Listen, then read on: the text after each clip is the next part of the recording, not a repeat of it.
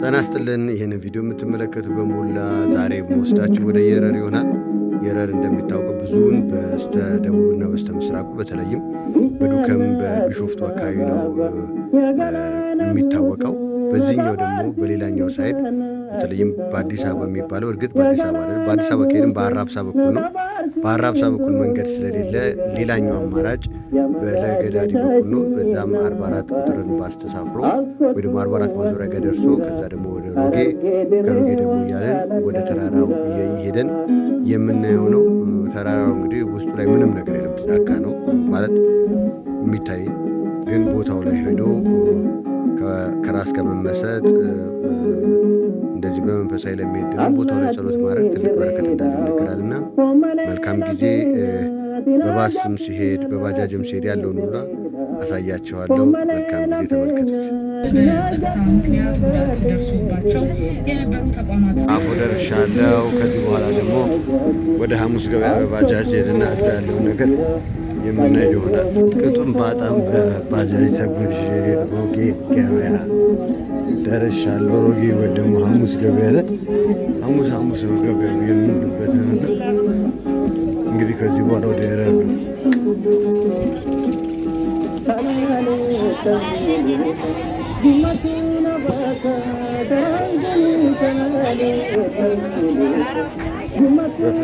ሀገር ነው እንግዲህ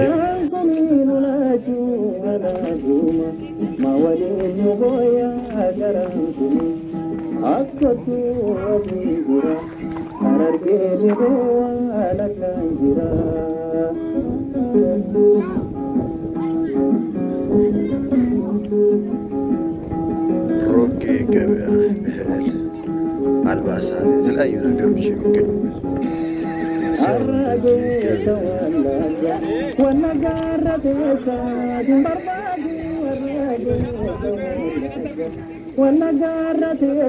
በገጠር ገበያ እንግዲህ ነጋዴዎች ሚዛን ይዘው ቁጭ ብሎ ነው እንደዚህ የሚገዙት።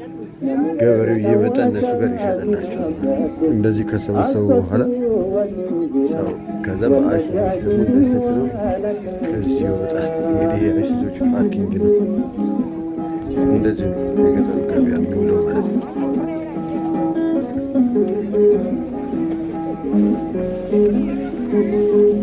እንደዚህ ይጠራቀማል ማለት ነው። ተጠራቅሞ መኪና የሚጫን የሚበላ የሚጠጣ ሁሉ ነገሮች እነዚህ ሱቆች ናቸው። በተለያየ ቦታ ሰው እየመጣ ንግዱን የሚያከናውኑ የረር ተራራ ከርቀት እንግዲህ እንደዚህ ይመስላል። ቀርበን ደግሞ የምናይ ይሆናል። አብራችሁ ቆዩ። መልካም ጊዜ። በድጋሚ ኢንጆይ። ሀገራችን ላይ ከ44 ማዞሪያ እስከ ሮጌ 57 ኪሎ ሜትር ነው። በዚሁ በሮጌ ደግሞ ቀጥታ ቅዳሜ ገበያ ወይ ደግሞ 30 የሚባል አለ። በዛ አድርጎ ወደ ዱከም መውጣት ይቻላል። እንትንን ከተጎበኘ በኋላ ማለት ነው። የረርን ከተጎበኘ በኋላ እዚህ ከዱከም እስከ የረር ያለው ደግሞ 67 ኪሎ ሜትር ነውና ይሄን ነው ማለት የምችለው። ቀጣዩ መዳረሻችን ቀጥታ እንግዲህ በሮጌ በኩል የመጣሁት ወደ የረር ለመጓዝ ነው። የረር ተራራ የምንወጣበት ይሆናል። እንግዲህ ሮጌ ማለት ሐሙስ ትልቅ የስጋ ገበያ ነው ያለው። አሁን ያለውበት እርሻ ቦታ ነው። እስቲ ላሳያችሁ እሱና። ሮጌ ታላቅ የስጋ ቦታ ነው። ሐሙስ ትሄዱ በጣም ልኳ እንዳለ በርካታ ከብት ይታረዳል። አሁን ያለውበት ግን እዚሁ ሮጌ ወጣ ብሎ ያለው ነው። ይሄ በየረር ዙሪያ የሚያዝ ቦታ ነውና ይህንን በባጃጅ አድርገን ወደ ላይ የምንወጣ ይሆናል ማለት ነው። እንግዲህ እግዚአብሔር ፈቅዶልኝ ደግሞ እዛ የሚታየው ደግሞ እዛ ጋር የሚታየው ባይዘዌ ቦሌ አራብሳ ነው። እንግዲህ ከነጋሽ ጋር ደግሞ ጉዞ የምንቀጥል ይሆናል። እንግዲህ መሪም ባጃጇን የሚነዳው ወደፊት ዘመድ የሆነኝ ማነው? ነጋሽ። አንዴ እዚህ ጋር ሰላም በላቸው። ነጋሽ ይባላል። ስልክ ቁጥር እንገራቸው 0956 64 17 97። ይህን ስልክ ደውላችሁ በተለይ ነጋሽ ባይዘው የመጣን መንገድ ከለገዳዲ ነው። ከለገዳዲ ታጥቦ ሮጌ፣ ከሮጌ በኋላ ለነጋሽ ይዛችሁ የረር መውጣት ይቻላል። የረር ማለት እዚህ ጋር ነው። ይሄ ነው የረር እንግዲህ ጫፉ ድረስ እንሞክራለን ከእግዚአብሔር ጋር። አመሰግናለሁ። አብራችሁ ቆዩ። ተራራው ስር ላይ ያደገው ይሄ ተራራው እንግዲህ ያውና እዚህ ጋር የረር ተራራ የሱ ቤት ደግሞ ይሄው እዚህ ቆርቆሮ ቤቱ ጋር የሱ ቤት ነው። እንግዲህ ዝምድና የምትፈልጉ ወዳጅ መሆን የምትፈልጉ ነጋሽ ጋር ብቅ በሉ። እኔ አሁን ዛሬ ይዞኝ ልንሄድ ነው። የረርን ተራራ ሚስጥሩን እናየዋለን። የተራራውን በረከት እናገኛለን። አብራችሁን ቆዩን ከነጋሽ ጋር። የቅዳሜ ወደ ቅዳሜ ከሮቢ ወደ ቅዳሜ የሚሄደውን መንገድ ትተን ተገንጥለን ወደ ግራ ገብተናል። ይሄ አሁን ከፊት ለፊታችን የሚታየው የረር ተራራ ነው። ምናልባት አዲስ አበባ ላይ ሆናችሁ በርቀት የምታዩት የረር ተራራ እንዲህ እዚህ ቀርበን እናየዋለን። የረር ትምህርት ቤትን አግኝተን እንሄዳለን። ነጋሽ እንግዲህ ሌሎችንም እንግዶች ያስተናግዳልና እናገኘዋለን ማለት ነው። ስትመጡ ማግኘት ትችላላችሁ። እንግዲህ ነጋሽን ሳላመሰግነው አልቀርም። አሁን ወደ የረር ተራራ በጣም ተቃርበናል። እውነት ነው። ፈጣሪ ፈቅዶልኝ እንግዲህ እዚህ ቦታ ላይ እንግዳ እንዳልሆን አድርጎኛልና የምትመለከቱ መንደሮ አለ። እዚህ ተራራው ደግሞ ይሄ አለና የረር ይህንን ይመስላል። እንደሚያጫውተን ይህ አካባቢ የተለያየ ስያሜ ያለው ይላል። በተለይ እዛ አካባቢ ጋር የሰፈሩ ሰዎች አካባቢ ቡኒ ይባላል። ቡኒ ለምን ነበር ያልከኝ? ቡኒ ሰዎቹ ከድሮ ከሰው ሀገር ሲመጡ ከሌላ ቦታ ከሌላ ቦታ ሲመጡ እዚህ ሲሰፍሩ ቡኒ ተብሎ በድሮ ስም ተጠራ። ከዛ ነው ዳ ቡኒ ብሎ ቀረሰ። ሌላ ስሙስ ምንድን ነው? ሌላ ስሙ ደግሞ በዚህኛው የሚገኘው አበይ ይባላል። በዚህኛው ቀጥሎ የሚባለው ቡኒ፣ በቡኒ ቀጥሎ ያለው መንደር ቢቂልቱ ወይዴ ተብሎ ይጠራል። ቢቂልቱ ወይዴ ተብሎ ይጠራል። ከዛ ደግሞ ወደ እኔ ተወልጄበት ያደግኩበት ስፍራ ደግሞ አሮ ሰፈር ይባላል። ከዛ አንድ ላይ ስንጣራ የረረበይ ብለን አንድ ላይ ስም የምጣሩት የረረበይ ይባላል። ጅዳስ ምን ነበር ያልከኝ? ከዛ ደግሞ እኛ አሁን ከሮጌ ከኩራ ጅዳ ከተማ ተነስተን ወደ የረር ተራራው ደርሰናል። አሁን የረር ተራራው ይሄን ይመስላል። ከዛ ደግሞ የኔን እንግዳ የረር ተራራ ላሳምር አመጣው። እሱም ደግሞ በሰላምና በጤና አይቶ እንደምገባ መልካም ቀንልለታል። አሜን። ግን አሁን ስታስበው ይህ አካባቢ እናንተ ምን አይነት ስሜት ይፈጥራል? እኛ አሁን ስናይ በቃ ሰው ከሰው ሀገር መጥቶ ተራራውን ሳይ እኛም ደግሞ ስናየው በጣም በቃ ደስ የሚል ስሜትና ሰላም ያለው ጫካና ሰላም ያለው ሀገር ስለሆን በቃ ሁሉም ነገር አንድ ነገር የለም። የመጣ እንግዳ በቅጡ በሴራ አይቶ ይገባል። አሁን የእኛን እንግዳ በመልካም እንቀበለዋለን። የረር ተራራው እንግዲህ ይሄን ይመስላል። አመሉ ሁሉም ደግ፣ ሁሉም ሰውም ተራራው ሰላም የሆነ ነው። አካባቢ ምንድን ነው የሚያመርተው? ብዛት አሁን ደግሞ አካባቢው ማመርተው ስንዴ ያመርታል፣ ጤፍ ያመርታል። መሬቱ የእርሻ መሬት ይሄን ይመስላል። ሽምብራ ያመርታል፣ ባቄላ ያመርታል። ያላመረተ እህል የለም። የኛ መሬትም ደግሞ ይሄን ምርት ያመርታል ማለት ነው። ወንዙ ደግሞ ይኸው እንዳለ ወንዙ ቀመጤ ወንዝ ይባላል። ቀመጤ ወንዝ ይባላል። ምን ማለት ነው? ቀመጤ ወንዝ ማለት ወንዝ ነው፣ ይመነጫል። ስለዛ ከምንጩ የተነሳ ነገር ቀመጤ ተብሎ ተጠራ በድሮ ስም፣ በአባቶቻችን ስም ማለት ነው። ተራራው ላይ የተለየ ነገር አለ? ለምሳሌ ቤተክርስቲያን ወይ መንፈሳዊ ቦታ ወይ ሰዎች ለጸሎት በባህል አቦ ጸበል አለ። አቦ ጸበል የሚባለው አለ። አቦ ጸበሉ ጋር ሰው በጥቅምት እየሄደ እዛ በቃ ብዙ ነገር እያረገ ጸበሉን እየተጠቀመ እዛ ሁሉም ሰው የታመመ ሰው እየዳነበት ተራራው ላይ አቦ ጸበል አለው። እሱ አለው። እሱም ደግሞ በውስጥ መንገድ ይወስዳል ብንል መንገዱ ቀጥታ ይወስደናል። ቅርብ ነው። ያላዩ ሰዎች የት ይወስዳል? መንገዱ ወደ የረር አቦ ጋር ይወስዳል። አቦ ጠበሉ የታወቀ ነው። ከአሁን አይደለም ከድሮ ጀምሮ የታወቀ ነው። መጣችሁ እንደምትራዩ እንፈልጋቸዋለን። ያልመጣው ያላየ ሰው መጥቶ እንዳይ ትጋብዛቸዋለህ። ምን እበላለሁ ቢልስ ምን እጠጣለሁ ቢልስ ነው? አያሳስባቸውም። አለ ዝግጁ። እሺ ምን ጠላውም አለ፣ ቢራ አለ፣ እንጀራው አለ፣ ሁሉም እንጀራ የፈለገ ሁሉም ነገር የሞላ። እሺ በጣም እናመሰግናለን ነጋሽ። እንግዲህ በጣም ነው የማመሰግነው። በርካታ ማብራሪያዎችን ሰጥቶናል። እንግዲህ ከዚህ በኋላ ኑ መንገዱም አለ፣ የሚታየውም አለ፣ ደስታውም አለ፣ ሁሉም ነገር የሞላ የሚበላ አሳስበ ማደርም ከፈለጋችሁ ታድራላችሁ። ነጋሽ ይህም ተራራ ደግሞ ኑ ብሎ ይቀበላቸዋል ነው የሚለው። እንግዲህ ከተራራው ጋር እናደርጋለን።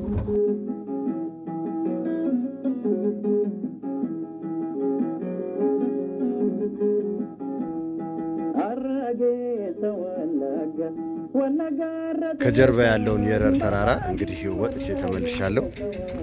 ተራራውን ወጥቼ እንድመለስ የረዳኝን ነጋሽ በጣም አመሰግናለሁ። እንግዲህ ተራራው በብዛት በደን የተሸፈነና የተወሰኑ ሜዳማ በተለይ እዚህ አካባቢ ጋር ሜዳማ ቦታዎች የእርሻ ቦታዎች ናቸው ያሉት።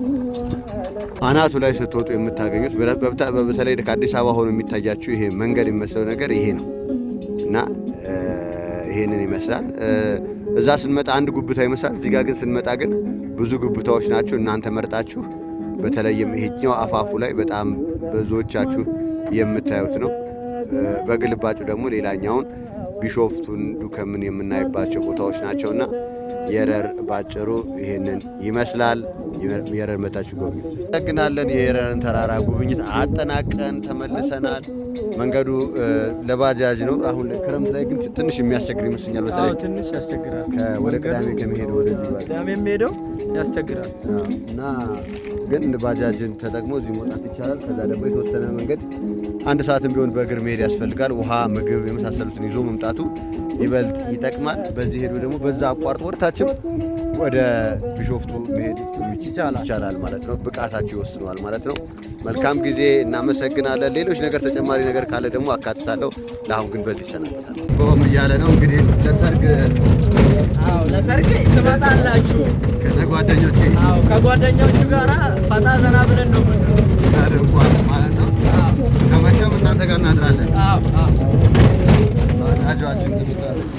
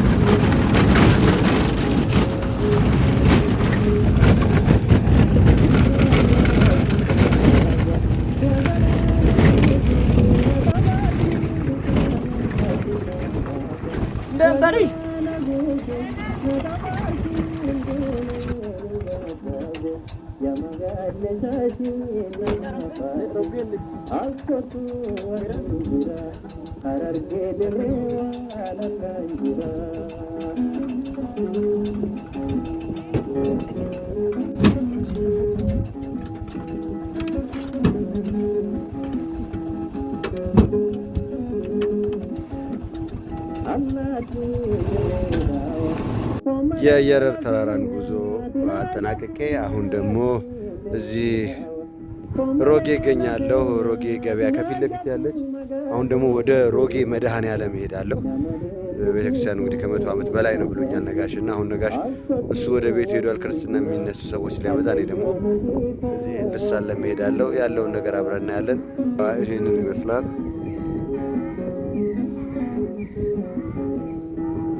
ይህን ይመስላል ሮጌ ገበያ። ውስጡን ታዩታላችሁ። እንግዲህ ወደ መዳረሻ የረር በስተ ምዕራብ በኩሉ ወይ ደግሞ በአዲስ አበባ በስተ ምስራቅ ለማየት ያደረግኩት ጉዞ መነሻዬን ከመሀል አራዳ ፒያሳ አድርጌ መገናኛ መጣሁ። ከመገናኛ እንደገና ትራንስፖርት ይዤ በ44 ቁጥር ባስ ነው የመጣሁት። 44 ማዞሪያ ስለተባለ 44 ማዞሪያ ጋር ወረድኩኝ። 44 ማዞሪያ እና 44 ቁጥር የምትጨርሱበት ይለያያል። 44 ማዞሪያ ከለገዳዲ ካለፈ በኋላ ነው የወረድኩት። ከዛ በኋላ ሮጌ በባጃጅ ሄድኩኝ። ቅጥቅጥ ነበረ፣ ቅጥቅጦቹ ስለሌሉ እኔ በባጃጅ ሄድኩኝ። ከዛ በኋላ ሮጌን አየው። ከሮጌ በኋላ ደግሞ ወደ የረር ጫፉ ድረስ እንደገና በሌላ ባጃጅ ሄድኩኝ።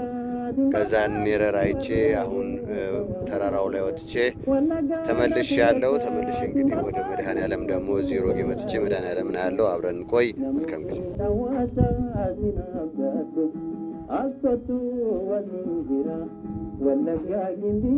ሮጌ መድኃኔዓለም ቤተክርስቲያን አዲስ ግንባታ ነው የሚታየው። ምናልባት ቤተክርስቲያኑ አዲስ ላይሆን ይችላል።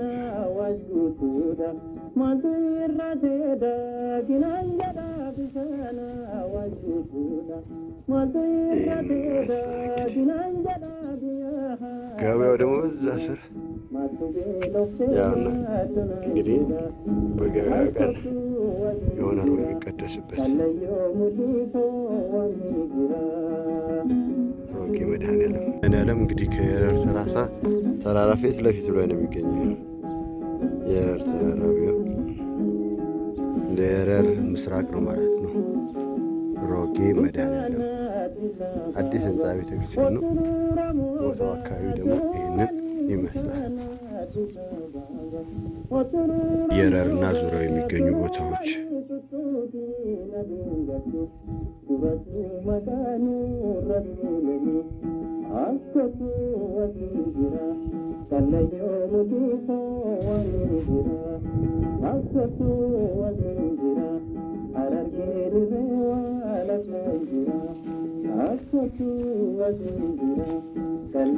በንቃት ነው የምጠብቀው። ላሚቷ ምን መጣብኝ ብላ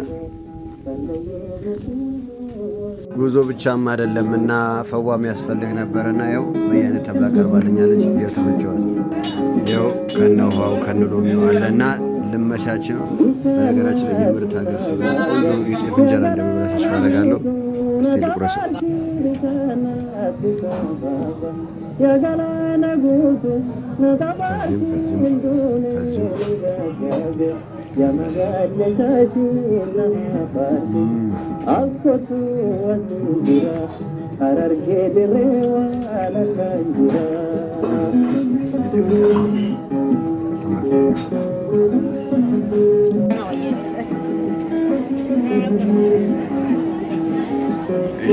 ገለቶማ ይኸው የእህል ጠላይንም አግኝቻለሁ በዚህ ደሳሳ ቦታ ላይ ማለት ነው።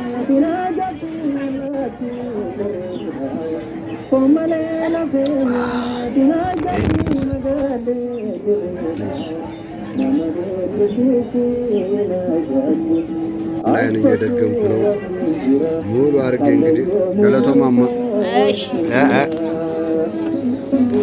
ገለቶማ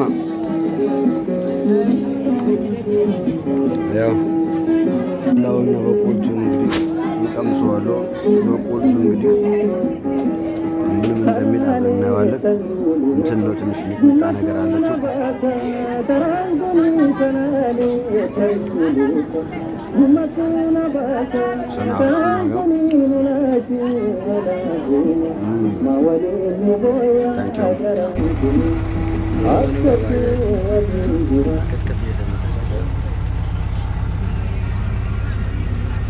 በቅጥቅጥ ወደ ቤት